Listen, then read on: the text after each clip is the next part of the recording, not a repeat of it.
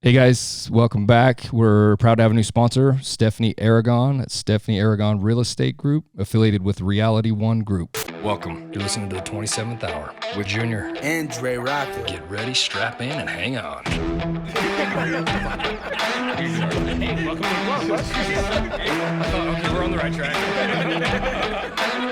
Like, so you good? You guys find the game?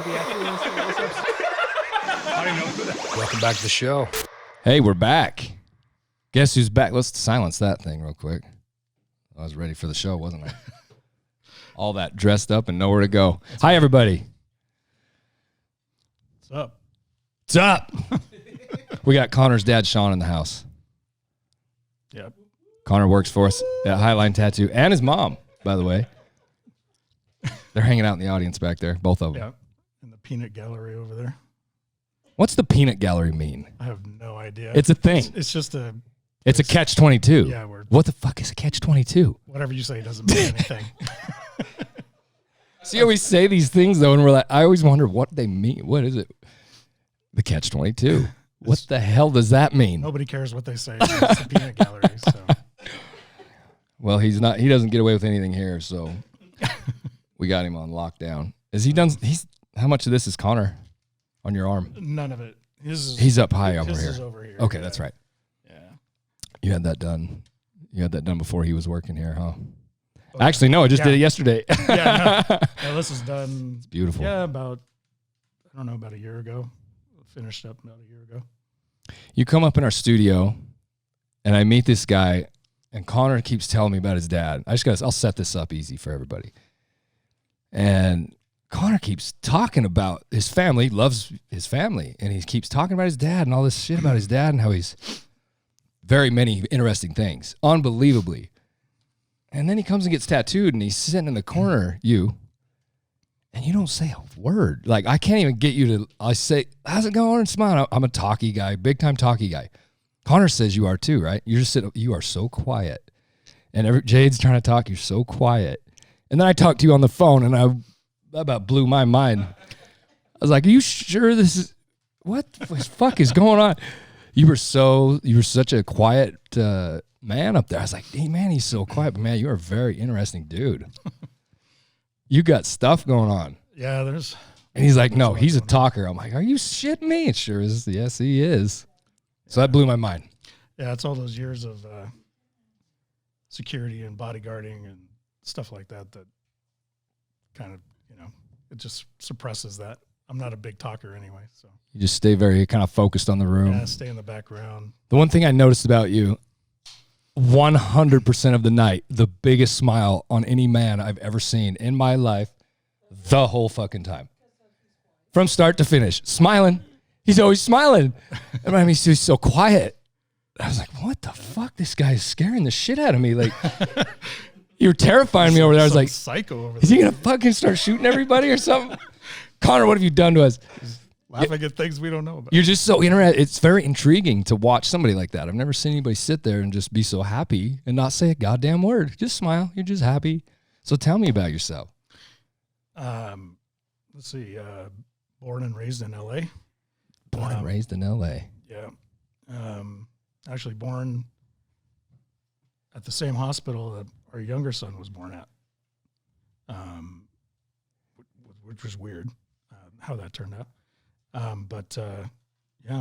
Worked in L.A. most of my life, in San Fernando Valley and Burbank and hot minute in Orange County. And What was you doing down there? What was all that? Oh, I was staying with my dad. Oh, He okay. lived there Just when I was a kid. Just being a young kid. Just being a kid. But mostly raised in the San Fernando Valley, and single mom, just her and I most of the time. No dad. Dad wasn't around. He was around, but he was up here actually with his new family. Oh, gotcha. So my mom and dad divorced when I was about 3 years old. And Gotcha. bounced around from family member to family member. Ended up with my grandma for a long period of time, and finally ended up going to live with my mom. And just born and raised in San Fernando Valley. Just a valley kid. How about being here? When did you make it to here? We made it here in 2015, or it's the second time I made that mistake today. 2005. So you haven't been here that long. I mean, that's long, but not, you weren't, okay. I thought you were here for a lot longer than that. No, we went from LA to, I drug my wife and our newborn child and Connor up to Montana to help care for my dad who lived there. Then they moved like to Columbus, Montana, which is like in the middle of nowhere, some old mining town. And we were in Missoula, which was bad enough for us as it was, because we were like living in a bubble for a year and some months. And then we're going to go back to LA, but it just at the time, 2000 and was like 2004 to early 2005. And it was just crazy. Dude. It was just, the economy sucked. And I had people tell me, like people that I used to have as colleagues when I worked there, don't come back. Like they straight up said, That's when don't come back. That's about when it started. The flood of, it's a real, I never believed this, but it's very real. We are getting a lot of people from there moving here. Oh yeah. A ton of them. And I didn't realize it was a real thing. It's absolutely a real thing. Oh, it's been happening for years. I always thought it was just talk. We're proof of that. But yeah, here we go.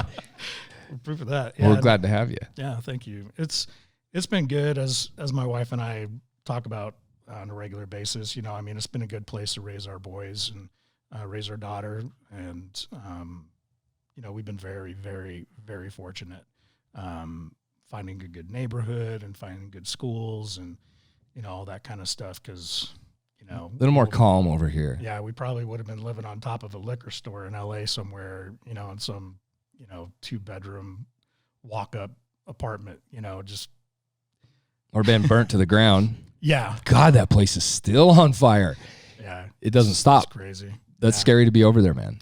It is. On the other side of the hill there, that place just goes and goes and goes, burns. Yeah, it's every year.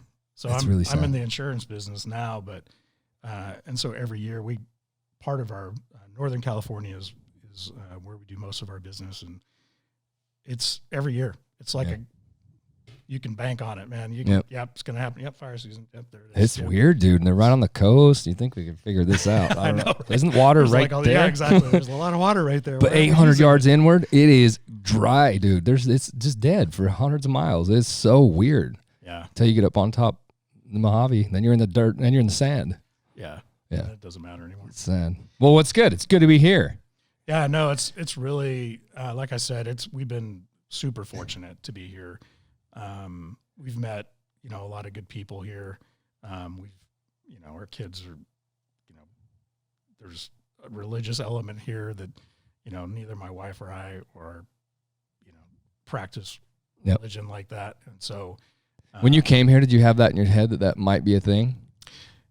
Was that a thing like in people's heads as they, oh God, we're going to that? No, not that place. Not really. I mean, because it's really not like that. It's really weird. It has a stigma. It's here, but it's not.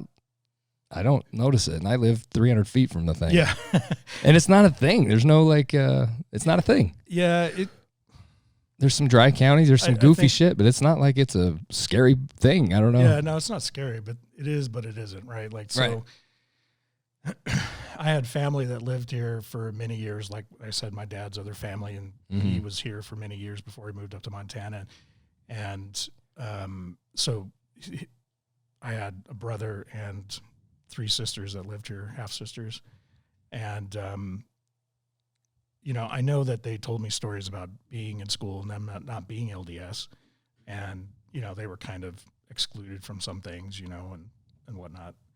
But I really didn't take it to heart when we moved here. We really moved here because we had been through here a number of times, traveling between LA and Montana. Mostly. And so after we had that experience in LA, like we were like, yeah, we're going to go back to LA. Dad's moved to this like little mining town. You're on your own. Why the hell are we still? I'm out of here. Why the hell are we in Missoula, Montana, of all places? But right. No offense to Missoula. I mean, it's a beautiful place. It is. But it's not for gorgeous. Everybody. It's gorgeous. And after that trip to LA, we're like, wow, where are we going to go? And so we just made that family decision to come here and just try to find some place, and we were very fortunate to find the place we did. And because we knew nothing about, my sisters were like no help driving us around, like, oh, this area is nice. Yeah, like what area do you go to, right? Like they took us to like some like bad areas in Syracuse and places that I would never recommend anybody live. Yeah. Myself, not being a East Layton snob. And, so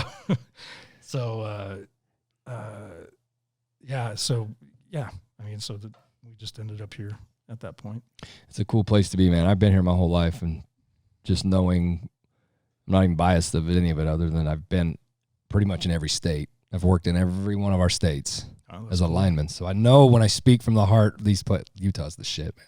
Yeah, I mean, don't nobody move here. That. Don't do it. Yeah, don't. But I love it. We here. don't need anybody else moving. I absolutely love it here. It is. I've been everywhere. I've been coast to coast several times. In this place, there's something magical about Utah. We have our shit for sure, but I just love it here, man. Yeah, it's kind of what you make it, like anywhere else. Sure. Right? Like so. I mean, I've worked with a lot of really great people, be they LDS or otherwise. Yeah. And that doesn't really bother me. My kids have been influenced by it a little bit in school, but nothing. I don't think anything. At least now you got one working in a tattoo shop. Anything that they're not telling me. With the devil. I'm the devil. Yeah. Everybody knows that. But as for just to your original question, it's fine. Whatever. It's not necessarily a thing unless you want to make it a thing. If you look for it, it's there. I mean, nobody bugs you if you don't want to be bugged. Missionaries walking up and down our street sometime, but they live up the street from us, and we're like, hey guys, what's up? Casually ask them not to bother you again. They won't bother you again. I mean, we're on a list. I know we're on a list. So we're are we. absolutely on a list. They'll never tell you there is a list. I may be on the top of it. Yeah, we're like, Marshall family, do not approach. I don't know what it says, but it's like steer clear. It's a thing. Like that's what it's what happens here. That's how the organization grows. That's how the thing works, right? But they're in your shit for sure. They've done it here for several years, and finally, I think we're to where we're out of doing it as well. But I think if you worry about it constantly, it's a fucking problem. If you don't it's like don't talk about it, don't think about it. It ain't a thing. Some of my best friends here have been LDS. It's not honestly. It means nothing. It means it's just like nothing. a color or a race or a thought of any other kind. They're all just. It's a person. It's who it is, man. I've learned a lot since we've been here. I went back to school, got my degree, my little trade tech degree, and a couple of my instructors I know were LDS, and they were like some of the most awesome people I ever met. Yeah, man. And they were just super knowledgeable and super. Yeah, you don't just time if you get the LDS, you don't get a disease with it. It's not. It doesn't change. It's like it's not a. What do you get? It's not a thing. It's. If you catch the thing, like people have this thing. It's not a thing. There's nothing. Yeah, it's not like it's a It's just another thing, and it's if you worry about it, if you talk about it, there's more to it than what it is. And the thing about it for us is that coming from LA, it's just a melting pot of religions and cultures. And, socioeconomic, levels and. I've dealt with them all, man, throughout the course of my life, all of them. And I still get surprised every now and again, but not very often. And coming here and having there be such a stigma on religion, Petty and I, my wife, never grew up with that. Yeah. Like it was like whatever, like you'd go to somebody's wedding, you're like, oh crap, you're Jewish? That's awesome. And you'd, dance around and, whatever, or you're Hindu or you're Buddhist or you're Catholic. Okay, anything cool, but what whatever. You are, right? Yeah. Like whatever. It doesn't matter. It was always a learning experience and a pleasurable learning experience, to find those things out about people, Yeah. And so just to have that stigma, just to compare it to here and have that stigma be here like that, I was like, I don't get it. I mean, I understand it, but it's going to be what we make of it, and that's the way it's going to be. And that's what I actually mean by all that. It's kids still come play with the devil kids here, even though it's fine. it's more, man, that shit is all garbage to me. It's just the same as a politician stuff. It's not even in my radar. I don't give nothing about it. Yeah, I try to stay away from. I'm the black sheep of everything, and here I sit. Try to stay away from religion and politics. It's beautiful. And now COVID. So we don't. There's 3 subjects now that we don't. Yeah, that's right up there with them too. Yeah, because that's Yeah. become such a polarizing. It did exactly what it was made to do, kind of thing, man. yeah. Everybody talking about it. We don't do it here either. Yeah, don't do it. So talk me through your. You want to talk about your leadership? Yeah, we can. Stuff? I mean, What? so let's go this way. Okay. So let's come about it the way you kind of And were prompting me started- before we okay. got on the Go air. ahead. So Let's do it. so I started my leadership kind of journey started when I was 18 years old, and the first job I had was not the first job I had, but the first job where I started learning about it was I did security work for a shopping center, and so this is back in 1984. I was 4. Okay, so you were born. You were born. She was I know 8. you were born. Yeah, she was like 17. Yeah, Patty was born. I know. What year? 84. I was 4. Yeah. Well, you weren't fucking born. Yeah, see? Yeah. See how fun this So, is? Yeah, no, it was you know, I just dated myself. Heavily dated myself. You look great, man. But thanks. Called everybody out in the peanut gallery. Everybody got it out now. It's out. But That's the other thing you don't fucking talk about right there. age. Age and weight, right? We covered all of this shit. We're Yeah, good. we're just good. We're just hitting it all. So that's where I first started learning about that. And over, I was in the security and safety industry for 25 plus years, and which seems like a lifetime ago. That's a lot of years, bro. yeah. What was you doing? What, So I worked in shopping centers for a long time. just as a security guard? Yeah, security officer. Okay. I'm sorry, I'm particular about it. No, still. it's fair. That's like, okay. Officer. I- That's very yeah. true. That's good. Um, I mean, no, I but- meant no disrespect at all. yeah, no, you're good. You're good. It's just. It's No, I like it. It's good. Did that for a long time. Did private security, like armed security for like jewelry stores for a while. That was boring. And then I met this LA County sheriff, and just through some connections, I don't even remember how we met, but I started doing bodyguard work with him because he had a company on the side. And Like an armed bodyguard service. yeah, I wasn't armed because You had these. I had some guns back then, and some skills and my expandable baton, and that was enough, So we did all sorts of like Hollywood parties and up on the Sunset Strip and hotels and oh gosh, Any good stories out of any of escorted- this? Yeah, there's probably some. What can we pull out? Yeah. We got to pull something out of there. Let's see. So let me go a little bit further. So Okay. after that, worked in luxury hotels for a number of years, Same thing. doing security. But it wasn't personal protection at that point. You're working for the hotel itself. Gotcha. And so it's just weird because I just talked about this with somebody earlier today. It's so funny. And I hadn't talked about it for many, many years. I don't normally talk about it. That's the way the world is, man. And Connor probably doesn't even know about some of this stuff. Petty does. We love revealing shit. We do it every fucking show. Something like this happens. You're pregnant? What? We've had that. We've had a lot of this. Okay. So, I'm not pregnant, by the way. Sorry. good. Okay. Thanks. I was curious. So I worked at a luxury hotel. Petty and I actually worked there together. That's where we met. But it was a high-end luxury hotel. All the movie stars stayed there. They did all the press junkets for all the movies that came out there. And so as security, we were pretty busy all the time.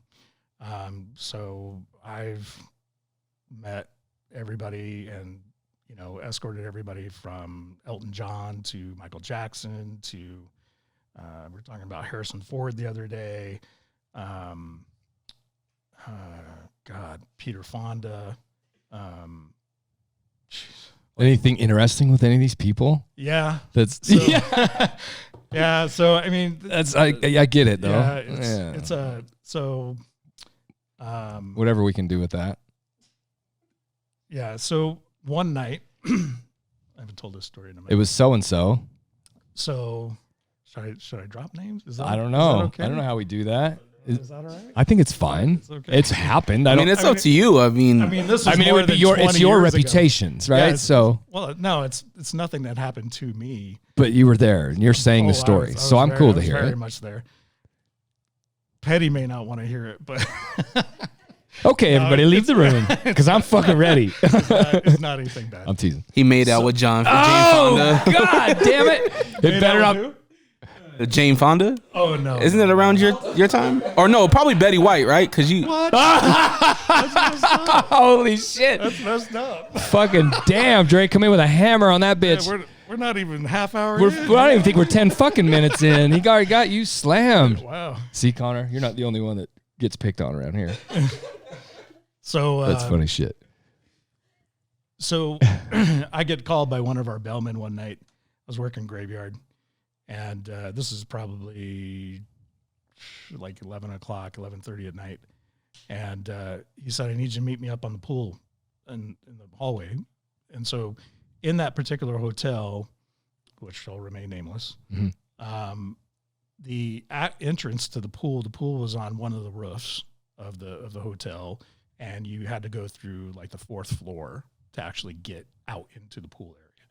And so, and normally that door gets locked after a certain time, right? It closes down. And I'm like, okay, so I don't know what the hell is going on. It's highly unusual for him to It's closed. ask for that. It's closed. Yeah. I don't know what he's after. No idea. And so I get up there and he says, Demi Moore and her friends want to take some pictures out at the pool. And I'm like, okay, some freaking star power, whatever, you know, like they get access to stuff, you know, after hours, whatever.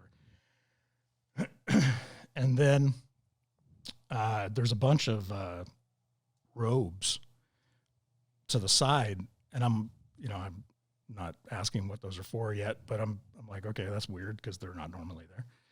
And he takes them outside. They come upstairs, her and I think there was 5 of them all together. And it was a bachelorette party. Oh, boy. For Mike Myers, his The actor. his wife to be. I don't remember her name. And so Demi Moore, you know, I'm like, oh shit, it's Demi Moore, cool. And this is like 90s, right? Shit's right. Yeah. So it's, you know, she's popular. Shit's right. She's looking good Yeah. at that time. And I'm like, oh, okay, this is happening. All right. So she's like, all right, girls, take your clothes off. Oh, God. And I knew that was like- coming. And I'm like, wait, what? This is What's horrible. happening? What's happening right now? I'm just going to stand here. Did you like disappear into the shadow? Like, No, quite the contrary. So, Oh, God. So, and they're all like, but they're standing here. And Demi Moore is like, yeah, but we got to get the pictures. So it was you and Okay. just them? No, so it was me, this bellman, and these 5 And them. women, one of them being Demi Moore. And so they all take their clothes off and they all jump in the pool. And the bellman hands me a Polaroid camera and says, all right, you need to start taking pictures. And I'm like, wait, what? This fuck you. What? He's like, Am I going to "You get need start arrested for taking this? Pictures. Yeah, I'm like, what's happening right now? Like, this is like I'm being, TMZ shit. where the right fuck's Punk? Yeah, I'm Punk. I'm being Punk. Ashton? here. So we took pictures, and you know, we probably had, I don't know, maybe 7 to 10 Polaroids. And I hear him say at one point, "Shit, I ran out of film." And I'm like, "Oh man, This- sucks to be you." What a travesty. Yeah. And so apparently they were, backstory on that is that they were going around town, and it was like some sort of scavenger hunt. And so they had to get like a picture naked and ooh, almost said that. Okay, that's good. We'll get rid of it. We'll get rid of it. In the pool. You fucking said, that's so funny. Oh, fuck. I almost said it. Nobody caught it. Every fucking human caught it. That's so fucking funny. Yeah, we'll edit that. He got that. Dude, that was dope as fuck. Oh, that was fucking timeless. In this pool, in this high-end hotel. Oh, God, that was good. Anyway, so we need to get a picture there. Yeah. And then apparently they were like going to some theater somewhere to get a picture with the main actor and what's it called, the Technicolor Dreamcoat, or I don't even know. There's a play anyway that was going on off Broadway, and they had to go to this theater, big theater, and get back behind stage and get a picture. I mean, it was all these like steps. Well, there were all these like scavenger hunt things that only because Demi Moore was there would they ever be getting in. Right. Like if one of them walked up, they'd be like, bye-bye. Right. You know, and so. That's a pretty slick ass little thing to be involved with. Yeah, it was interesting. It was interesting. That's I met what a shame. I met What? I met Courtney Love. Oh, how did that go? That was fine. Bean was sick, and so She okay? Bean was just a bean. A bean. She was like your granddaughter. She's dope. She's cool as hell. Yeah, and I like her. Kurt was there, and in another room, and Did you meet him? no, I didn't. I She didn't was get a coming to chance see meet him. Yeah, she was. Well, no, she was there. They were there together, Mhm. and but yeah, Bean's dope. Janet Jackson. Did her boobie fall out? Several. No. That was No. wasn't that a Super Bowl thing or some shit? Yeah. God, man, there's just been so many, several heads of state, you know, lots of Arabs, you know, lots of people staying in our presidential suite. And our Coming to governor's have suite. meetings and stuff, doing a lot of Just staying there. We that hotel, like, absolutely bends over backwards for you and is absolutely if all you have customer this. service. If there's a little bit of that happening. Yeah, it's a lot to stay there, right? So Yeah. I mean, you can imagine a presidential suite's like $1,000+ a night. Then Right? God only knows what it is now. probably Yeah. $5,000. Yeah, probably. But yeah, man, you know, it's just I was around it so much that I just got. Yeah, it wasn't special. It I wasn't. wasn't starstruck anymore. I mean, I've seen, you know, Winona Ryder and Mickey Rourke pulled in this like ugly ass Cadillac and on the front drive one night and stumbles out of the, you know, he's just like, It was a mess, dude. yeah, he was. The poor guy was a just mess. How much cocaine did you find? I'm gonna go turn off the thing. Can you keep talking for 1 second? This thing won't stop. It's filling us up. I don't think she knows how to turn it off. Yeah, I mean that happened in rooms. You know, like whenever we would find paraphernalia, like the housekeepers would give us a call and we'd come up and dispose of it. Did you ever meet OJ? Did he ever come through around that time? No, he wasn't. I remember the fondest memory I have of OJ is watching the white Bronco chase on the freeway for like forever. But were you there? Like, hey, there goes OJ. No. It wasn't, You were there. It wasn't anywhere near. It was on the 405 freeway, which is like a big freeway in LA there. The one. It was like the one it big is well, it is a big freeway. That It's a huge goddamn freeway. place. I swear. It's a mess. But yeah, so there was a lot of stuff like that. I mean, I got pretty desensitized to, you know, I didn't get really starstruck anymore. It just, because I saw it so much. It Yeah. just was, Yeah, you just because this is part of what's happening. it was like, whatever, you know. One of the parties that we worked, Uma Thurman and, oh my God, I totally blanked on dude's name. Quentin Tarantino. Oh, just Quentin Tarantino. Yeah. God, Well, this he's- is back actually He is such a fucking. I love that guy. like before he was ever famous. Yeah. You know, but he was there. I remember him vividly. The guy looked so like unique, you know, like Yeah. He's. I didn't know who he was at the time, but he was there. Working in the jewelry store, we had Steven Seagal and Kelly LeBrock come in. You know who that is, right? Yeah. Okay. Both of them. And, He's out of everything now. and I was He's a sheriff in Montana. I'm sorry to say that. Sorry. He's not even an actor anymore. She walked in and I knew who she was, and to myself I'm like, God, who's that slimy bastard? Yeah, he's a With cop it. now. And so I didn't like, none of his movies were out. This is before he was In Alaska. anybody. And then I saw him in the movie and I was like, oh shit. That was Steven Seagal. Isn't he super tall? Yeah, he's Yeah. probably about 6'4". Yeah, easy. he's a pretty big, Yeah, he's a pretty big big guy. He really does all his shit too. He's a badass little hand-to-hand guy. Yeah. Apparently, But I didn't meet him. Yeah, man, it was 25 years of, working in shopping centers, hotels, doing private security, like bodyguard work. And I worked here, did some security here in Utah, and worked at the depot for about a little more than a year. The club, the depot? Yeah. As a bouncer? I was the director of security there. Was you? Mm-hmm. Yeah, right when they opened. And great job. God, yeah. Petty hated it because the hours were sucky. Till like 4 every morning. Yeah, no, yeah. Or every once in a while, it was mostly like 2-3 o'clock in the morning. Then be late. Yeah, it was really. You got to get everybody out of that goddamn place. It was that, and then you're kind of like amped up from the night. Yeah. And so we used to go out and eat Mexican food at 1 o'clock in the morning. Gets or 12 old. o'clock. Yeah, it was. Who was the coolest act you seen there? Did you get a seat? Did you get to chill and be kind of involved in it when stuff's happening there? Yeah, I mean, I was all over the place. I mean, I could go anywhere I want. Was there anything cool there? Any cool stories there? Yeah, I mean, there's the one thing that I love music. I've always loved music. And the one thing that occurred to me, and not that I'm a snob or anything about it, but the one thing that occurred to me is like a lot of these bands are terrible live. Like they just, and we had some, the Depot is actually a really phenomenal sound system. Oh yeah. And I was like, yeah, the way it's, how are these guys sounding so bad? Like this, I just was blown away.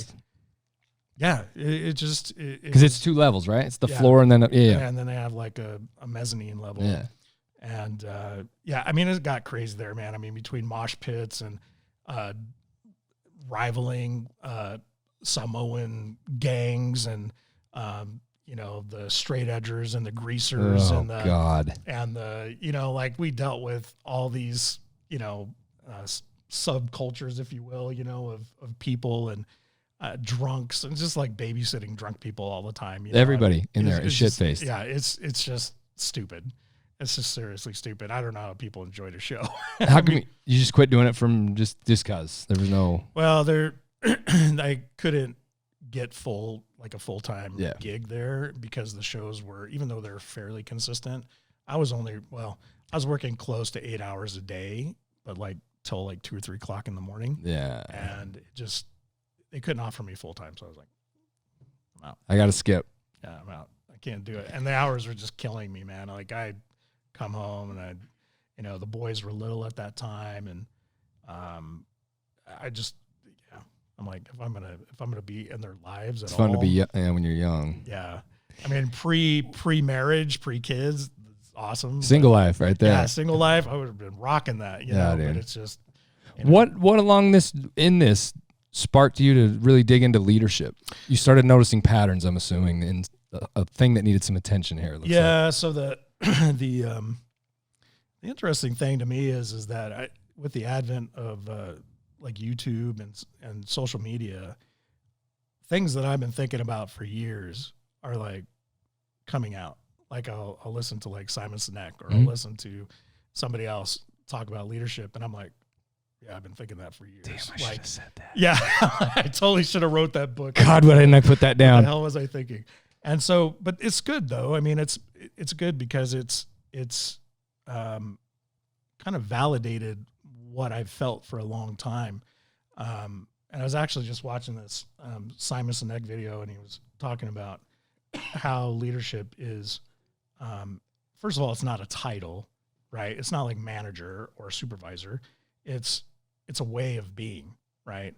And I know you've watched his videos, and so you probably could hear that resonating in your mind. Oh, absolutely. Yeah, you can hear him saying that because it's super important that people understand that, right?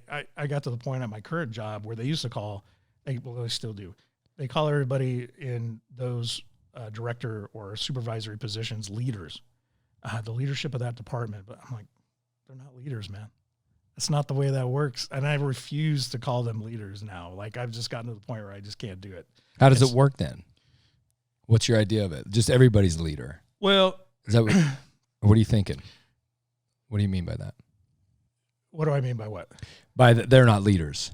What? Oh, well, I mean, is that you can't just put a label on somebody and be like, oh, you're a leader. Yeah. That's not the way that works. Yeah. That's not even close to the way that works. We do though every day. Yeah, and we do, and it chaps my hide, man, for lack of a better phrase. It's really, it goes against my grain because from the time I was 18 years old, I was surrounded by, not intentionally, but unintentionally surrounded by a lot of really great leaders. And I've been very fortunate to have mentors that were just phenomenal leaders in my life. And I've had the opportunity to work with people that were terrible at being a leader, and which is also awesome, right? Because that absolutely informs you as to what you don't want to do, right? But it's a journey, you know. It's not something you go, you know, like this Simon Sinek, he was talking about. You don't just like go to a weekend retreat and get a certificate and boom, you're a leader. Congratulations. How does it work? It doesn't work that way. How do you think it works? Are we born? It's not. Is a leader born? Do you think leaders are born, or do you think we? We'll circle back to that because that's the age old argument, right? Yeah. Like that's like as controversial as are serial killers Any of it. made or born, right? Any of it. But it is an absolute journey for sure. And some people, I think the way I like to describe it is, and the way I've described it to my boys and anybody that'll listen to me is that they have to listen. Well, no, they don't have to listen to me anymore. Right now they do, unless they're plugging the They radio. barely listen to me. And so, yeah, I mean, it takes time for these things to happen, right? And you're not going to achieve that in a weekend, right? It takes time. And these people that I've been around, these mentors and these people that I've learned from, it's been a journey, you know, I was 18 like a hot minute ago. And, you know, I'm still learning, right? Like I went to the School of Hard Knocks, you know, have I gone to leadership courses? Yeah. I've been to leadership courses and it was great information. You know, did it make me a leader? No, did not. You know, the culmination of all those years made me a leader. And to your question, what I was going to say is I kind of describe it like this. Like some people are better at math than other people, right? Some people are more predisposed to understanding English, the English language, than other people. Some people can you speak English? Can you write? Yes, for sure. Absolutely. You could do all those things, but are you really good at it? Like where you can make a living at it? No, Not everybody is that way. no. And in the same way, leadership is, that's the same way leadership is to me, right? So everybody has, I think, the potential, right, to be a leader, but I think some people are just more predisposed to it than others. And the people that are predisposed to it it shouldn't be a conscious thing. It should never be a conscious thing. Like, oh yeah, I'm going to be a leader. It's not a thing. Like you don't arrive at that destination just because you know. What makes that happen? How do you arrive there? Like, how did it happen for you? Just over kinda many years of Through experiences? trial and error and experience. And, you know, I think I told you at one point when we were emailing back and forth, you know, my leadership, the cornerstones of my leadership philosophy are based on things that I've actively used on a team level, right? Like with multiple people, and not as like experimental, but you know, you kind of organically come to that understanding of what needs to happen. And most of it is nothing I've ever done from a leadership perspective has ever been intentional necessarily, like, oh, I'm going to try this kind of a thing. It's always felt very organic for me. And so, you know, those principles of fairness, consistency, dignity, and respect are things that everybody needs, right? I don't care who you are. And, you know, whether you're a bum on the street or you're CEO of a company or you work at McDonald's, or it doesn't matter who you are, everybody deserves those things. And when people are given those things and those things are used by the leaders around them, those things are felt by them, because people don't give, you know, leaders or managers or whoever don't give people credit enough, right? Because we're super intuitive as human beings, and we know those things that we're not being given, right? You don't have to be the sharpest tool in the shed to understand that. Mhm. And so, but those 4 tenets, those 4 cornerstones of my philosophy about leadership are again tried and true, and they're uber simple. And I've often said, what I would have to tell somebody about leadership, I could probably put in one of those little, like those little books you see at the checkout stand in the grocery store, like something like that, right? What would it say? Just a bunch of what we've been saying, But it's small. It's yeah, short. it's It's to the point. Yeah, short to the point. It's not rocket science, of course, as I've told my boys, you see thousands of books on leadership. You can walk in, you can look on Amazon, you can walk into a bookstore, and there's shelves and shelves and shelves of books. And that's fine. That's that person's experience with leadership. And that I respect that, right? You've written a book on it and you put your word out there, and that's completely admirable. But that's not everybody's reality, right? And you have to find that reality for yourself and who you are as a leader, right? You can't, I am the leader I am today is the culmination of everybody that I've ever interacted with that was a leader, that was a mentor, that was a bad leader, that was, lessons learned. It's just a culmination of all those things. And there's been a lot. Like I've done some stupid shit over the years, like from a leadership perspective, like, oh my God, why did I do that? But those are all things that inform who I am today. Right. So you were the management leader in security there. What other positions did you do several other things with that then in your security? Yeah, I mean, I've been the corporate director of security for a major insurance company in California. Cool. At that hotel that kind of got named, but I was an assistant security director there.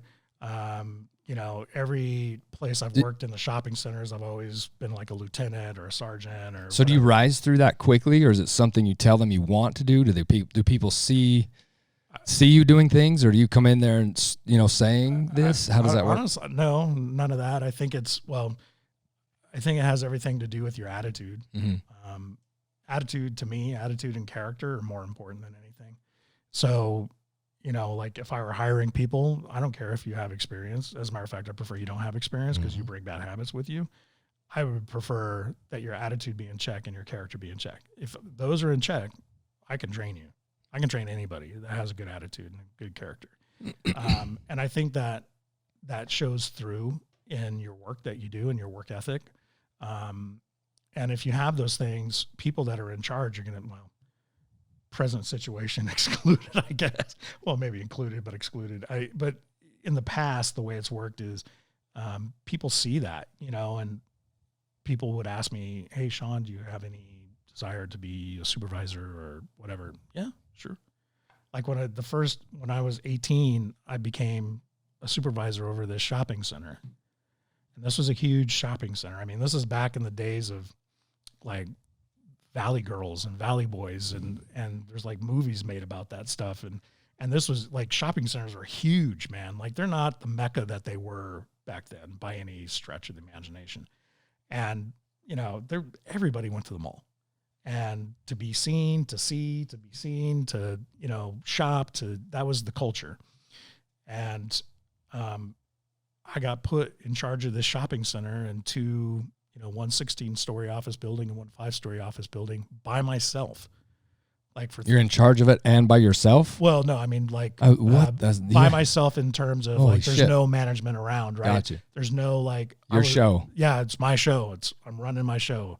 And I have all my people, that I'm, leading at that point. It wasn't too proficient, but it's kind of like trial by fire, and you're either gonna, make it or you're not gonna make it. So, what do you like about it? Obviously, you gravitate towards it. It sounds like, right? It's you gravitate into this, into leadership. Yeah. I mean, it's just been part of my life for so many years, and it's really just a part of who I am, anymore. And I know the difference. It's like taking the red pill, and you wake up and you're like, yeah, I know what's happening right now. And a lot of people are oblivious to it, what makes a good leader then? Those 4 qualities, those 4 things. Like what is a good leader? So aside from fairness, consistency, dignity, and respect, I mean, you need to be empathetic. You need to do, depending on there's different types of leaders out there, right? And so, and the other thing I like to subscribe to is, all 3 of us sitting here, we're all going to be different leaders and be different leaders in our own way with our own personalities and our own experiences and our own character, right? And not everybody, that's the thing that was probably the hardest thing for me to learn over the years, because I subscribe to, I want to be like this person or that person or whatever, and that's the wrong way of thinking. I always like to say there's as many leaders as there are people, right? And so, or types of leaders. And there's those leaders who are servant leaders who like to serve, and take care of you, who have I had a boss like that in a job here who was a servant leader by her own admission, but she was very motherly, right? Like she took care of people. She would make us like sushi, and we had a great relationship, and it was awesome. And then there are other leaders that are not so much like that, but definitely have your back, right? Because it's just there's a lot of parallels between leadership and parenting, actually. And so, and customer service, right? Like they're all kind of like, to me, there's like little dovetails between each one of those. But what makes a good leader? I mean, selflessness, empathy, being fair with people, giving people their dignity and respect, and being consistent with them, right? Just pure and simple, being consistent. If I, treat you differently than I treat Dre, then you're going to know that instinctively, right? Even if you don't know what it's about, and so again, I don't think people give other people enough. They don't give them enough. They just don't think of them enough to do those types of things. Yeah. Right? It's more of a me kind of situation, and it's, it's selflessness, empathy, consistency. Yeah, those are the things that seem to get the best responses from people. And I'm sure there's other things too. I mean, if you were to rattle off some stuff, yeah, probably that too. But do you think it's true? Is there such a thing as, I heard a quote that there's no such thing as bad teams, there's bad leadership. Have you heard this quote before? Mm-hmm. What do you think about that? How do you feel about that? Do you think that that a leader can come in and turn whatever we want to call that person, a leader, a change of management in some way? Can it shift a whole thing, right? Have you heard how this works before? Have you heard the Navy SEAL thing where they traded the 2 leaders for the boats that were racing and all this? I haven't heard that one. And it made a huge difference. I just wondered what you thought with because I know you put together you sent me is it a it's like an outline for a class. Yeah. Yeah. Okay. Have you done it? Have you professed it or anything like that? Have you sat up and give speeches about it and all that? Yeah. I mean, not in this forum that we're in now. Yeah. This is definitely just a bullshit thing is all this is. It wasn't for that. But what do you think about that? Is that I think every person is their own leader. So how is it why is it so important? Is it important to have these leaders, these ones that stand out, that steer the ship? Is it, how important is that in a team to have a hierarchy of somebody in charge of it? Do you think that's a big thing? Yeah, I mean, so there's a couple of answers there. Yeah, I mean, I think that we're just kind of predisposed culturally to that model, right, of having that one person in charge. It doesn't mean that they're the best. We give them that energy because of the way our society is, right? Because there's always a hierarchy. Those are the guys that get paid the most, or the gals that get paid the most. They get the best office, they get the best parking space. But the second that they cease to be a good leader, everybody's going to turn on them, right? Because you've broken that cardinal rule, right? Because all those things are not for you. Like when you leave, like you won't keep those things. You're going to move on, and the next person that moves into your spot is going to take those things, right? So I guess my point is that I think it's absolutely needed. Leaders are absolutely needed on all levels of a team, right? You know, I told my youngest son, he was doing some sort of presentation on leadership, and we were going back and forth pretty heavy for about a week or so on the topic. And I said, you have to be a good servant to be a good leader. He didn't quite understand that at first, but you really do. You have to know how to be in service of others to be a good leader, because that's essentially what leaders are. You know, they're not there for them. And so that stomps the being born with it then. It's 100%. Yeah. I right? mean, that answered that. Yeah. I mean, you have to know how to be, and that all comes back to your character and your attitude. Yeah. But you have to know how to be in service of other people.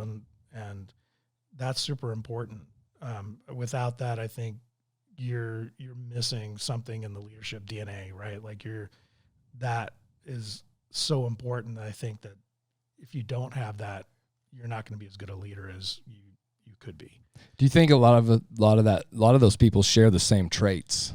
Is that a thing? Do you believe in that? Is it a, yeah, tell me what do you think about that? Is that a, yeah, I mean, I think just naturally in a leadership role, people are going to gravitate to that role, not position, but that role, that have similar traits. I think it's just part and parcel for what leadership is. I've over the years, I've been able to recognize people that have those traits, and had the opportunity, really the honor of training those people, because I saw something in them that absolutely spoke to me, right? And I'm like, this got the right attitude, right character, saying the right things. They're open-minded. They're willing to take criticism, constructive criticism. You know, they're doing all the things they should be doing, and you don't come across that very often.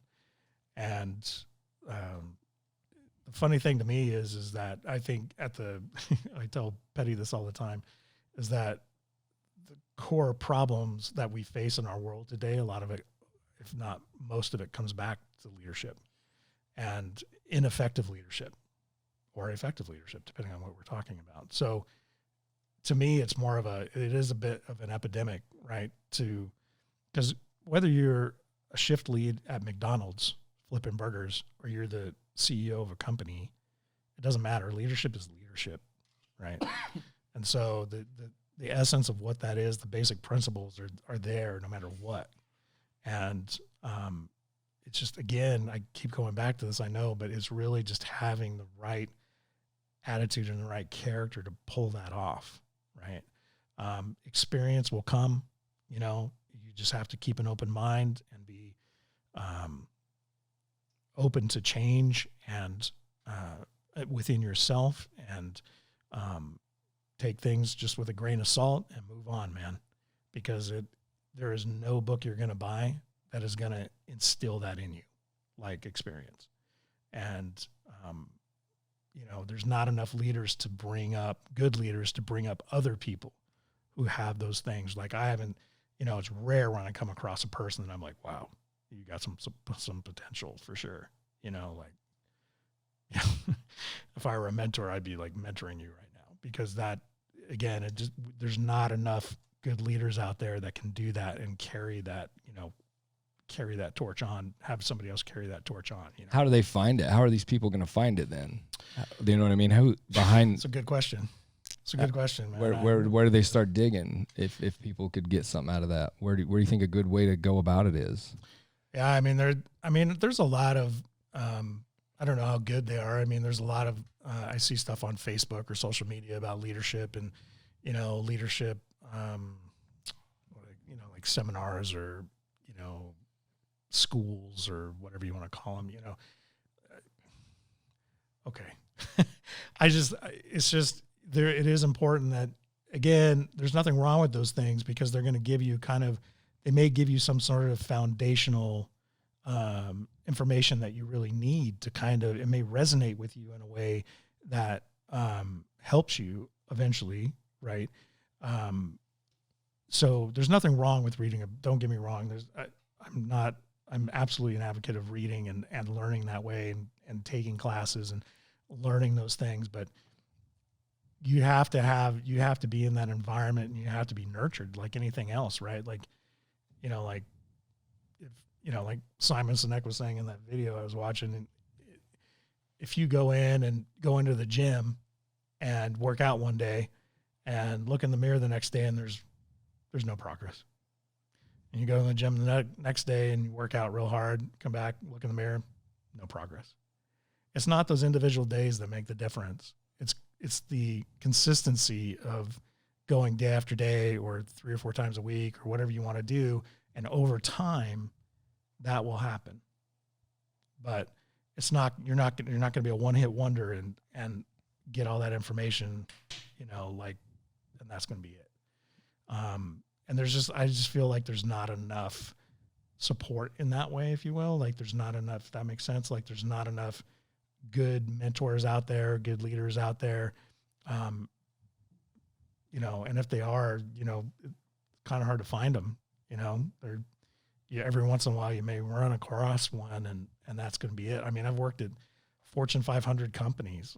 I work at a Fortune 500 company right now, and I can count on one hand the amount of leaders that I've found in that company. How do they stay getting bigger and growing like they do? I don't know, man. And just going at the world, right? Bullshit is king or something, man. I don't know, man. It's really puzzling to me because you would think a company of that size, like back when I was in the security industry and I was corporate director of security at this insurance company in California, literally I knew all the managers, I knew all the supervisors because that was my job.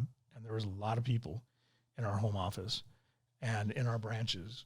And I could honestly tell you, I could count on one hand the amount of people that I considered like effective leaders. And, there may be some that I missed, to be honest, right? Like if I'm being fair. But the people that were around me and the people outside circle of that I dealt with, it wasn't very common, man. It's like common sense. It's not very common. Yeah, that's one thing that I look for when I'm looking at a company. When I was on the job hunt, is the culture that they have. And one thing, once I get into an organization that I notice is that it's like a ladder, right? It's like a progression thing where not the best people are in the positions that they fit, right? It goes from like this person working there for 3 years and now there's an opening for a supervisor position and they apply and they get the position, which is a form of leadership. I know that you don't like that word if it's not earned, right? But then it becomes this revolving door where that person's a leader, but the person before them wasn't the best leader, right? So they recognize their traits and they're not the best leader either. So how is there a way what's your opinion on these companies, these Fortune 500 companies, not putting a focus on that culture of leadership?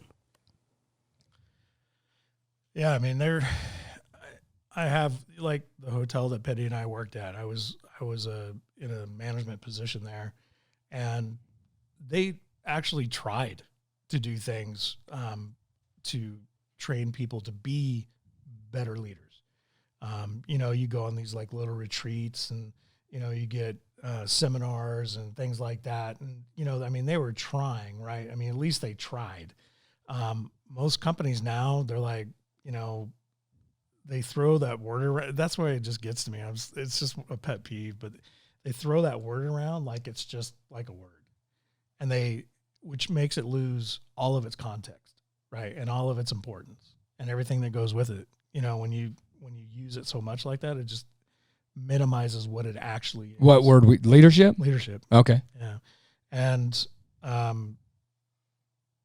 mean, a lot of companies will claim that their culture, which will remain nameless, the company I work for now, they talk a lot about culture, right? And on the outside, from the outside, you go, oh, wow, that looks awesome. But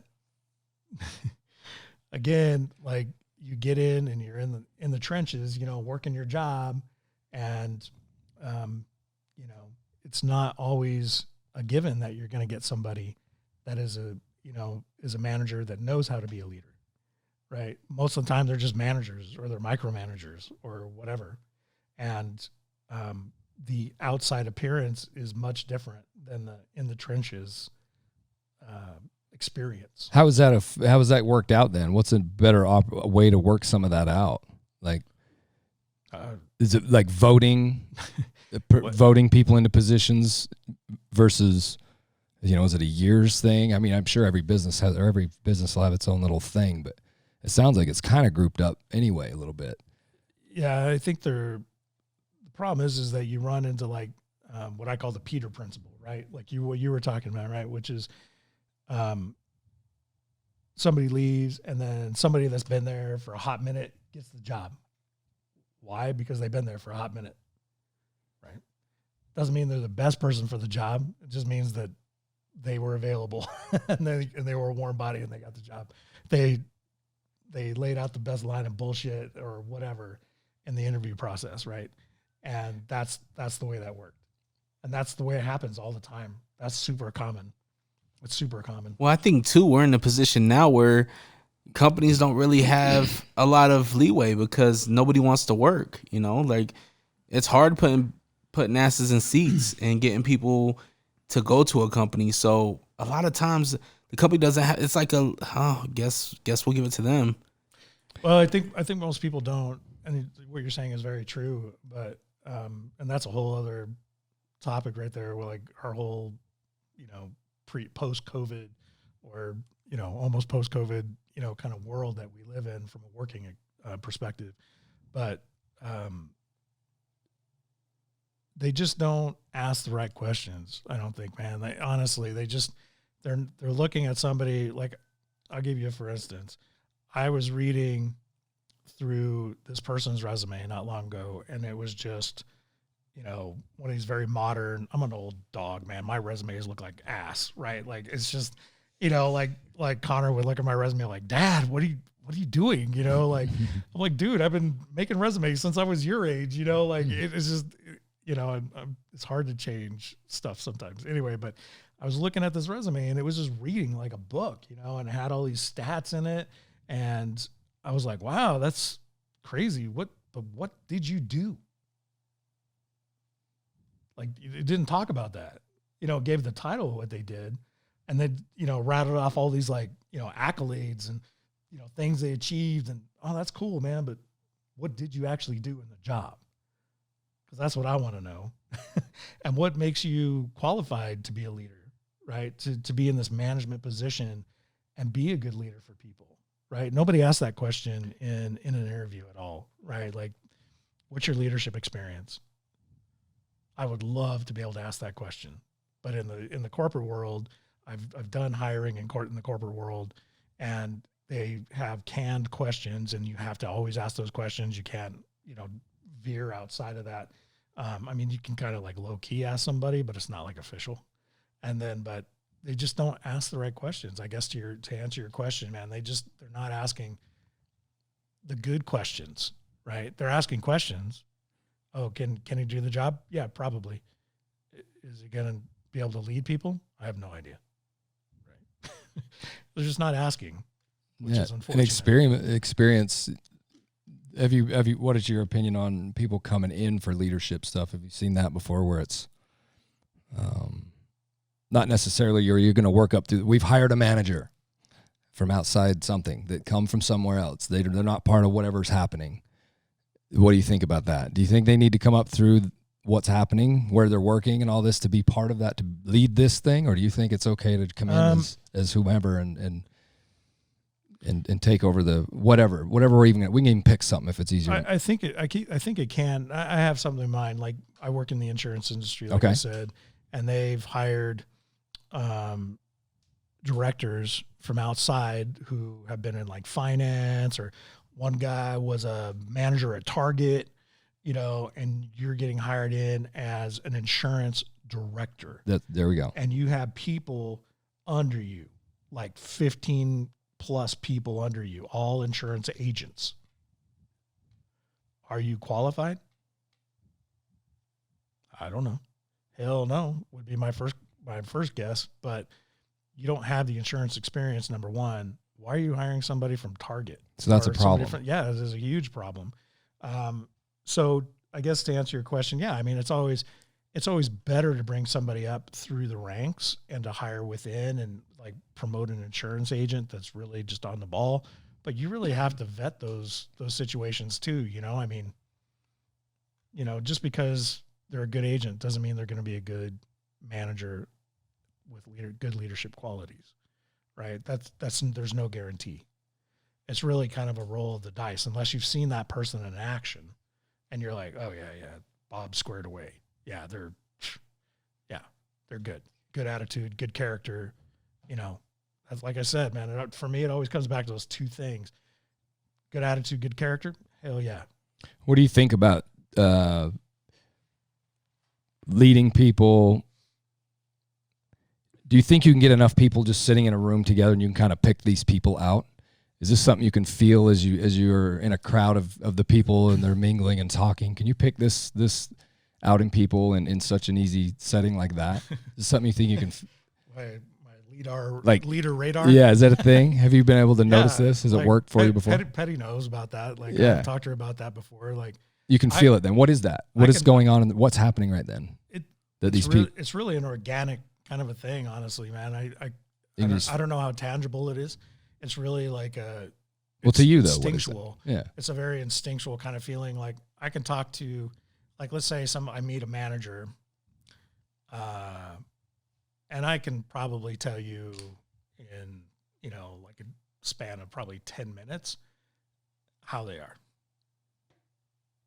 without seeing any interaction with what's happening, just what's happening in their voice or whatever they're doing there. Because it really comes down, I mean, there's telltale signs, like that old, somebody's running to, some manager person's running to a meeting, runs by one of their people.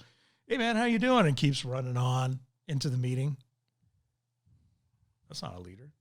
If you're asking how I am, you're going to stop and you're going to actually have a conversation with me. If it's short, it's short. I'm on my way to a meeting, but how are you, man? I just wanted to catch up and see how you're doing. I know your wife was having a baby. What's going on with that? Everybody cool? All right, right on. I got to get to this meeting, but we'll talk later. All right. Thank you.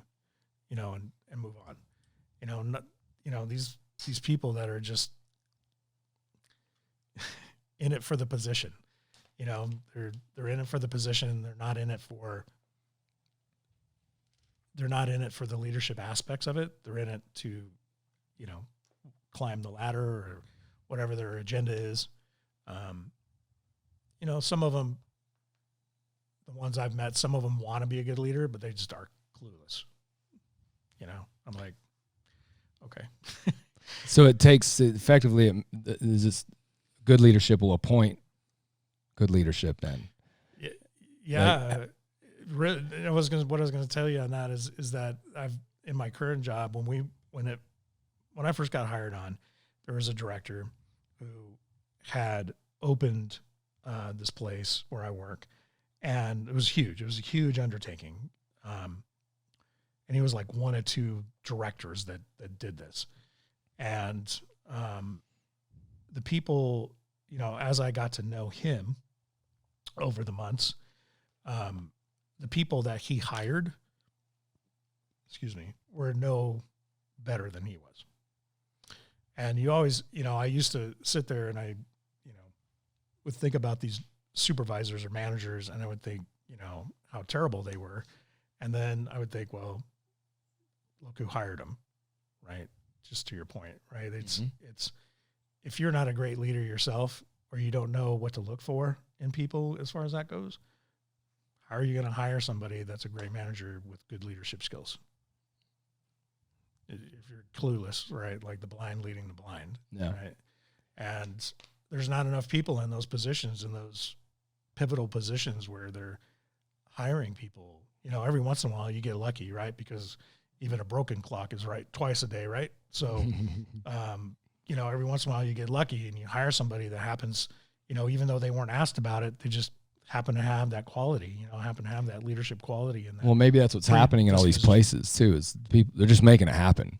Like they're just like our McDonald's, if you want it, you brought it.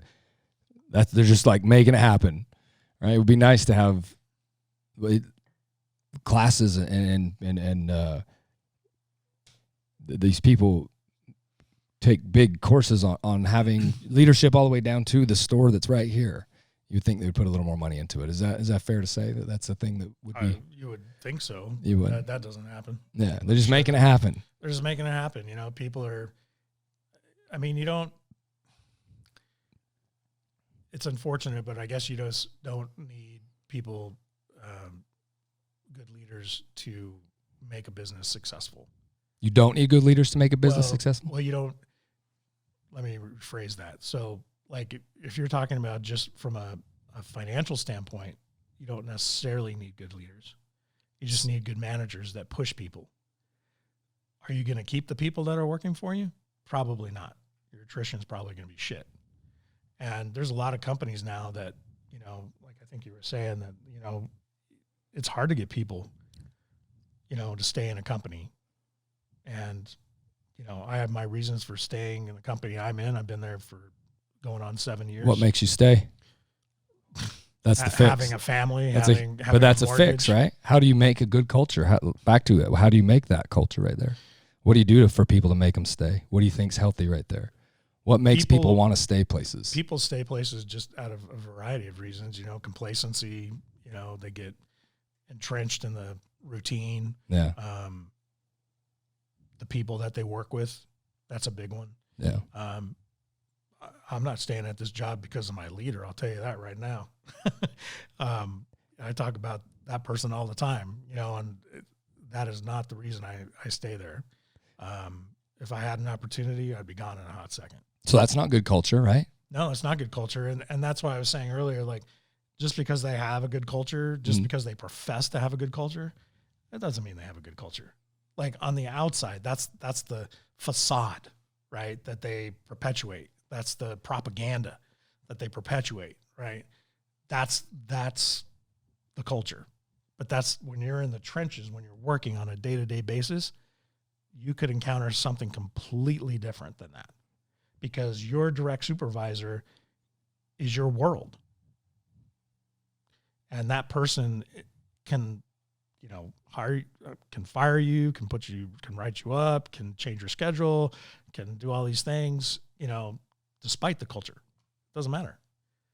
And so when people talk about culture, I'm like, all right, yeah, I'll take that with a grain of salt, because you're talking about a facade, right? You're talking about propaganda bullshit that's what you put out there to everybody. But really, if the proof isn't in the pudding, right? Like, if you can't keep people because your managers are crap, because they just don't know anything about leadership, that's a problem. That's a real problem.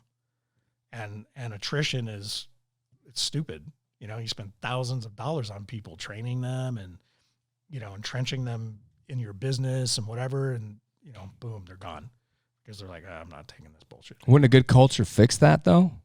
Or what would be a good culture? It's a good balance of things for sure. Like, you want to have all those warm and fuzzy things for sure, but you also want to be, respected and treated with dignity, and you want to have your leaders or your managers be consistent with you. And, it's all the things that we already talked about. Be empathetic, care about you, aside from just, the numbers you're pushing or how many calls you've taken or whatever, how many burgers you've flipped or whatever it is, right? It doesn't matter. It's all the same. I was telling Petty, we were watching TV yesterday, I think it was, and this like Amazon commercial came on, and I've got a buddy of mine in LA who works for Amazon, and he doesn't have anything good to say about that company. And these commercials are making it sound like it's Disneyland. Mm-hmm. Like, it is just like the happiest place on earth. Come work for us. I'm like, wow, that's some heavy propaganda right there that they're pushing out. Because you talk to people that have worked there, they're like, no, not so much. Yeah, it makes you wonder who you listen to anymore. I don't even know. There's just too much information out there. Everybody's got their own experience. That's all you can speak to, right? It's silly. Because what you hear is one thing, but what you see, we talked about it right at the start. What's actually here is it's something different. So experience is everything, 100%. Yeah, yeah, it is for sure. What else? What else? It sounds like you're versed in the subject, man. Leadership, it's a solid thing. I really think it's cool. What's a good takeaway people could hear from this? What could we do all as people to be better leaders? Just the few things that you mentioned, is that kind of boxes it in? Yeah, I mean, start with that. And I feel like things will, if your heart's in the right place and, again, your attitude's in the right place and your character's in the right place, things will happen naturally. Right. And again, that's where it comes back to everybody, all three of us, all six of us, whatever, are going to have different leadership styles. Right. And that's what makes it awesome.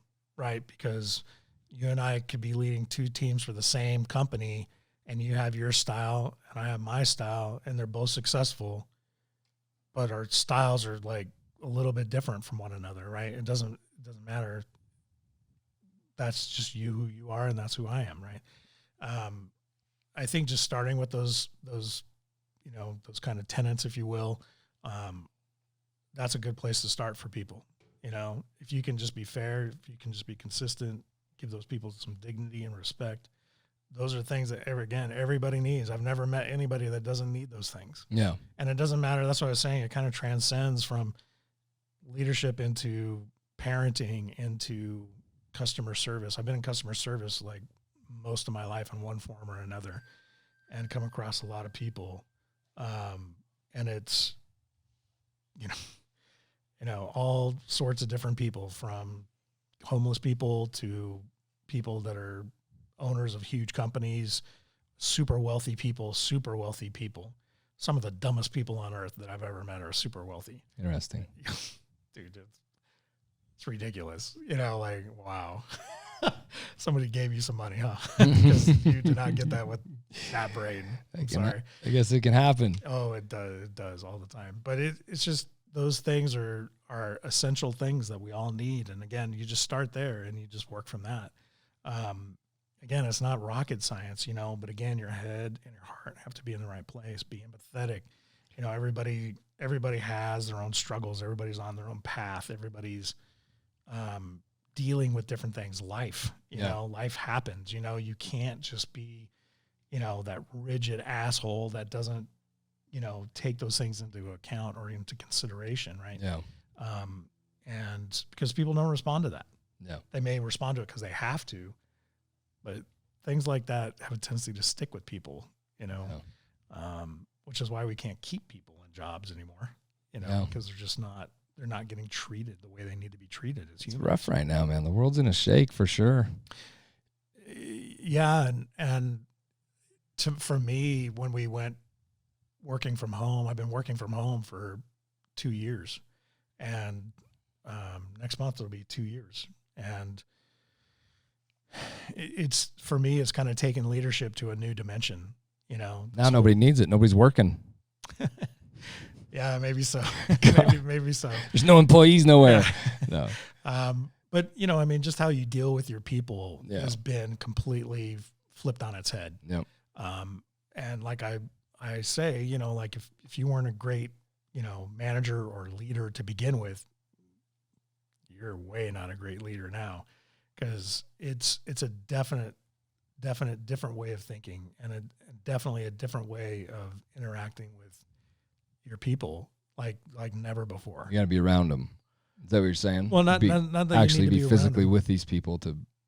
You don't need to. I mean, I think makes a big difference. It does make a big difference for sure. Like in a perfect world, that would be how it should be. But with the world that we live in, you have to be more attentive, right? You have to be those things that I just talked about, right? Like you have to be those things, because we're so separated. We're so we're in our little bubbles, when you work from home, like I've got 9 people on my team, and they all live in a bubble. They all have their own little workspace in their home, and they do their thing. Like adulting is a struggle right now. Like you could go to work and be like, okay, I got an adult now, Yeah. and you go adult for 8 hours or whatever. And then you go home and like, I don't have to adult no more. And now you're being required to adult by yourself in your home. So is leadership better right now? Because everybody's their own leader right now at home. How are you leading this team of 9 people that you're nowhere near? How do you pulling up with them consistently and just being, empathetic and being there for them and giving them what they need. Yeah. And, it's the, when you work from home, it's the little things like, my headset went out, or, I need more RAM in my computer, or, I need this to make my job better. Yeah. Like any, like I need an external camera, or, like these little teeny IT techie things, or it could be just, I need an extra hour off, to take my daughter to the doctor, or whatever it is. Those things really, really matter now. Before they were like in the office and you're like, oh, okay, yeah, we'll get to that. And, you get them, no big deal, easy peasy, right? Now it's not so easy, right? And you're not seeing them enough, like to your point, like in a perfect world, we'd be around each other. That's the world I want to go back to, but we may never go back to that, is the reality. Or maybe a hybrid of that and this, right? But it's important that you're attentive, and important that you're, kind of Johnny on the spot with making decisions, and because it's not as easy to talk to people anymore. Like we use instant message through Google. That's my life, man. I'm on that every day, like multiple times a day, talking to my team, and that was never a thing when we were in the office. Like occasionally you're like, I'm going to IM this person and shoot it off. Now that's our artery, right, for how we communicate. Yeah. And it's just a much different way of dealing with people. And again, like I said, as one of my boys would say, it puts your leadership skills on blast, right? Like you're absolutely spotlighted right now. Again, if you were not that great in that arena before, you're probably not good at it right now, because it's a tough world to work in. Yeah, it's being around people's a big piece of this. Yeah. You can talk on the phone. Yeah, that's strange. Yeah, absolutely, man. It's crazy. It's a wild time. I hope it goes away. I think we're close. I hope so. I'm pretty sure we're really close. I hope so. I'm over it. Yeah, I'm done. I was done a year in. I was done. But do you have anything where people can reach out to you for any help on any of this, or do you offer courses or anything that you can? Have you worked any of this up? I don't. I was actually toying with the idea of just kind of creating some sort of podcast of my own. Do it, man. Yeah, it's one of those subjects that there were a couple of times when that curriculum that I sent you for the class, there's like Davis County has this like adult learning kind of a situation. It's really anybody can go. It's not necessarily adults, but it's like at night, and they do it in the high schools, and you can learn anything from like how to play the banjo to criminology or whatever, That's like cool. There's a whole variety of things. Excuse me. So I got on that track a couple of times, and, people I think ignorance is bliss for people sometimes, and they just, they see something like leadership as far as a class, and they're like, okay, it's a little bit of a dry subject, right? It's not the most enthralling subject that I've ever taught in my life. But yeah, we lack it so badly, and nobody wants to learn anything about it. Yeah, that's kind of silly. It's the irony of it, right? And so, and that didn't go very well those 2 times. So I just kind of was like, all right, fine. Maybe it's time. Yeah, maybe so. Maybe it's time. Put something together. Yeah, I probably will. Come over here and coach the shit out of us. Get us leaded up right. God knows I need it. Yeah, I mean it's That's a cool subject, man. It is a cool subject, and it's something that I feel like is just, and this just could be me overthinking things. is not talked about enough. Yeah. Right. I mean, they talk about a lot of other things as being problematic, which is fine. But the one thing that they always seem to leave out of the conversation is leadership for some reason. And I really don't understand that, honestly. I think it's, again, I think people just are in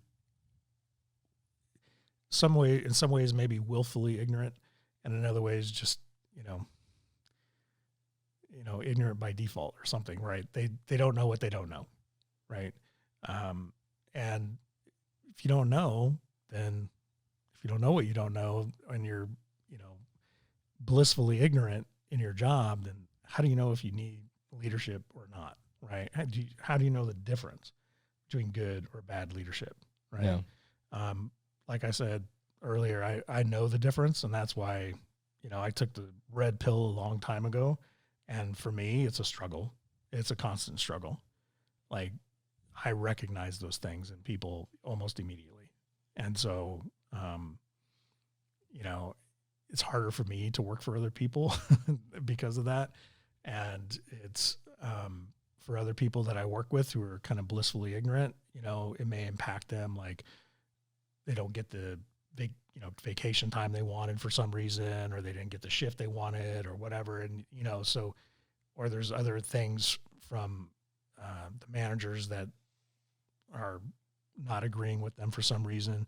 And that's when they're invested, right, in it, because when it's affecting them directly, that's when they're interested, but aside from that, they're just like, whatever. Blue pill all day. There you go. Right. I think you should put something together, man. Yeah. I know you have the thing you sent me. You already sent me. Let's get it out there. Yeah. Let's throw it out there. Yeah. I mean, I don't know how to do that. Like what vehicle to do that with necessarily. But, shit, there's a million ways. Instagram. Look at me, fools. I got this class. Done. You just did it. I just did it for you. There you go. This is the class I'm putting on. I think I'm going to use that in this is where it starts. Tagline. This is when it is. This is how much it is. Come check me out. People are like, who is this guy? Well, there you go. He's a goddamn leader. Yeah. Duh. Yeah. So, yeah, maybe so. That's cool, man. I like it. Yeah, I think it would just make all of our lives a lot easier and a lot, life is hard. It's not a walk in the park all the time, right? Unless you're like, sometimes you're getting mugged and rained on and all sorts of crap. And you don't need that when you go to work. You know what I mean? Like, everybody needs to work. Everybody, unfortunately, we all can't do what we want to do. You think so? There'd be nobody at McDonald's. Maybe there'd be. That's what they want to do. They're there. Yeah, maybe so. Or not. I don't know. I'm wondering. No, I don't. Do people not do what they do? What they don't want to do? They do. World, hey, listen. That's a different world for you. Just do what you want to do. Because you are doing what you want to do. Anybody can. You're the master of your world, which is completely awesome, and much respect for that. Thank you. Because not everybody can do that. You don't think so? No, I don't. I disagree. Well, I mean, just in the sense that I hear that life coach coming out. No, it's okay. So no, I'm just saying. I rarely do I disagree. No, I'm just saying, like, I think that everybody has the capability, right? Yeah. For sure. It just takes the drive and determination and the consistency, inspiration, motivation, consistency to pull that off. Yeah. Right. I'm probably like one of the biggest abusers of that, right? Could I be doing what I want to do? Yeah. All of us. Yeah, yeah. Like Petty told me some months back, we could be rich by now. I'm like, okay. Damn it, get this course out. Calm down. Get this course out. Right? Yeah, so that's it. It's real, man. I really think anybody can do anything they want. They just don't. Yeah, they don't. That's all it is. And I don't know. Or complain about it. Lots of that going on. Oh, lots of complaining. Lots of pissing and moaning. Let's do stuff, not talk stuff. Yeah. Talk the talk, walk the walk. Uh-huh. Yeah, for sure. Yeah, it's I don't know, man. I can still remember back when I was a young guy like Connor's age, and I had the whole world in front of me, and I was living La Vida Loca and, just without a care in the world, and then life happens, right? And I think what would be awesome is if everybody had, unfortunately not everybody has parents that are predisposed to being good parents, right? Unfortunately. And life happens to people, and unless you have somebody as a mentor to take you in the direction that you need to go, yeah, man, life will just suck you up. Who was your biggest mentor? I had a few mentors. Because you said your father wasn't around. Who was your guy there? Who helped you with this, with getting you steered that way? Yeah, it wasn't one person. You found it from people. everywhere. Yeah, it was Cool, multiple people, and people that I worked with the Explorer program within the LAPD for about 5 years, and You just fed off all that. Yeah. yeah, Yeah, so, I feel that. dude, it's super paramilitary. Yeah, they're dope. What's that? They're cool. Yeah, I've Yeah. read into this. And the Explorer program. Is this still going?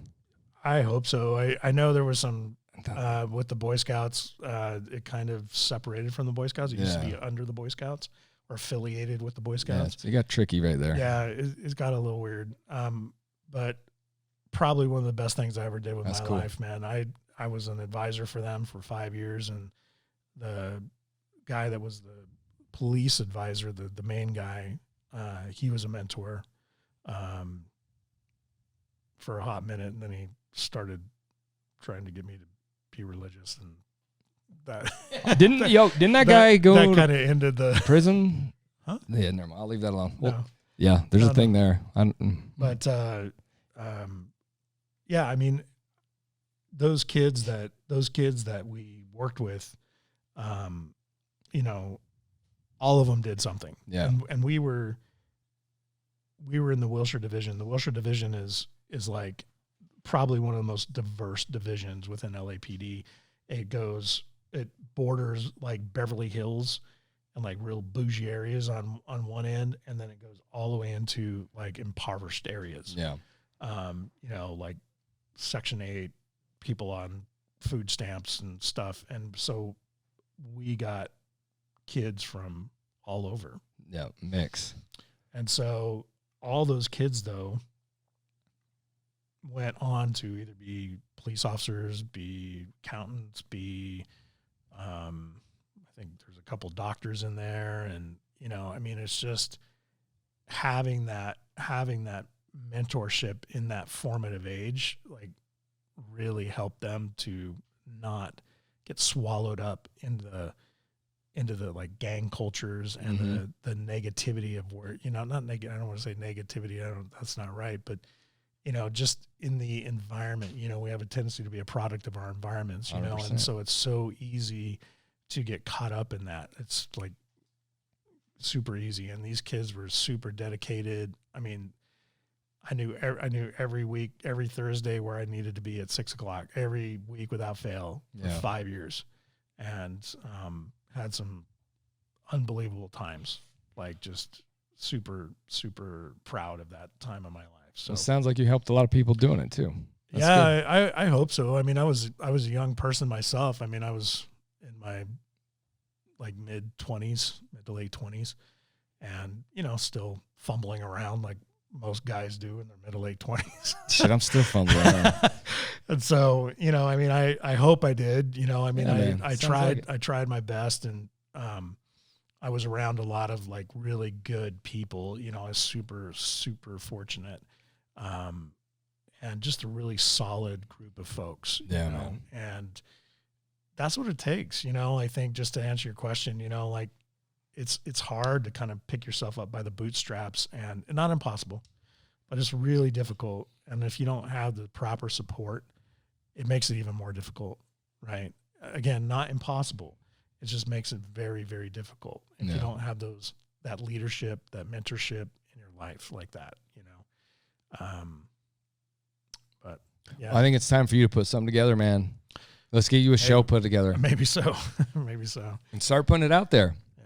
People need to hear what the message is. I love it, man. Yeah, Let's get you going out there.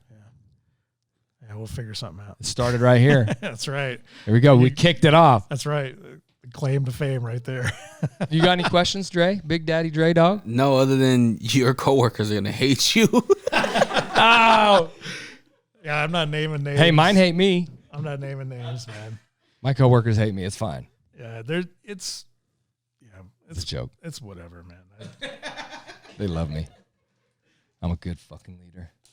That's what Connor says. Thank you, Connor. Thank you, sir. Yeah. He's lucky to have you, man. Well, I'm happy to have him. He's a good artist. He's kicking ass. So look out, world. Look out, world. Yeah, I'll be back, I think, on the 20th to have him finish up what he started for me. He's a busy Was kid. that the 20th? Busy kid. Look out. Something like that. Yeah, we ain't playing that day. Unavailable. We're buffering. It's buffering. Well, look, if nobody has anything else, I'm going to crash this All right. party. All right. Let's do it. How do we crash the party? Wait, should we jump up, and get down? We was playing Biggie. We could just close it out there. He's a good leader. Biggie was a leader. Was he? Oh, yeah. King of the streets, he was. Yeah, he seemed like he was It comes from every level, right? pretty confident. It does. It comes from every level. They're everywhere. Oh, yeah. Absolutely. It may not be right. It may not be whatever, but boy, they're everywhere. In the most unsuspecting places, Yeah. honestly. Like, I've encountered people that That's where the grit comes I from. didn't think they would have anything redeeming to tell me. And I was blown away at, just what they had to say, Yeah. And so for me, like, whether I'm talking to, it doesn't matter, like a homeless person or, you make $5 an hour or whatever, it doesn't matter. Yeah. There's a lot of wisdom out there to be Yep. had, and a lot of people that have good things to say. Absolutely. And this is a great forum to do all that stuff with it, too. Yeah, for sure. Get talking, get chatting. Absolutely. You probably don't. Do you want to shout anything out about? Do you got socials you want to throw out or anything? You want people following you, looking at you? If you do, here you go. No, I don't really subscribe to that. I mean, Not yet. I have Instagram because of Connor. That's how we get you out there. Yeah, right. Maybe so. We'll talk about that later. But You made it sound like he's out here trying to date. Let's get you out there. You've won a new car. It's kind of. Well, I want, like, if you have these good nuggets, I want to. Nuggets. Oh, he has good nuggets. I swear. We gotta be able to get them out there. Oh man, I don't know if I want my nuggets out there. Yeah, my nuggets are everywhere.